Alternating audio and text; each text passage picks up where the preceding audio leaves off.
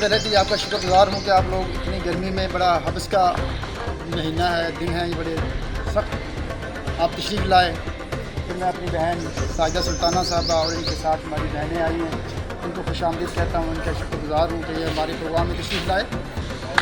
ٹھیک ہے، تو یہ اتنی سی بات اگر ہم اپنے ذہن میں بٹھا لیں کہ ان میں ہمارا نام شامل ہو جائے گا جو اس بیماری سے تحفظ کے لیے کام کر رہے ہیں، جو صفائی کے لیے کام کر رہے ہیں، جو لوگوں کو آگاہی دے رہے ہیں، جو شعور دے رہے ہیں، انہیں ہمارا بھی نام آ جائے گا. تو آخر میں ارشد ہاشمی صاحب جو ہیں ہمارے بیماری ہے، یہ آپ سب لوگوں کو بھی پتہ ہے.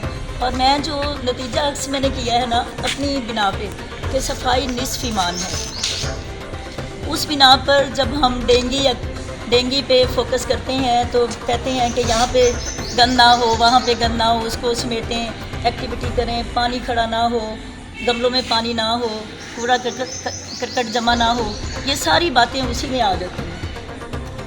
ایز اے مسلم ہم لوگوں کو اس کی احتیاط کرنی چاہیے. صلی اللہ علیہ وآلہ وسلم یا العالمین، ہم سب کو ہدایت عطا فرما، صراط مستقیم پہ چلا، دنیا آخرت کی بھلائیاں عطا فرما. یا العالمین، جو ملک کی فریضہ سمجھ کے یہ کام ہمارے ذمہ لگا ہوا ہے، یا اللہ اس کو صحیح میں کرنے کی توفیق عطا فرما. یا اللہ کریم رحمت کرم والا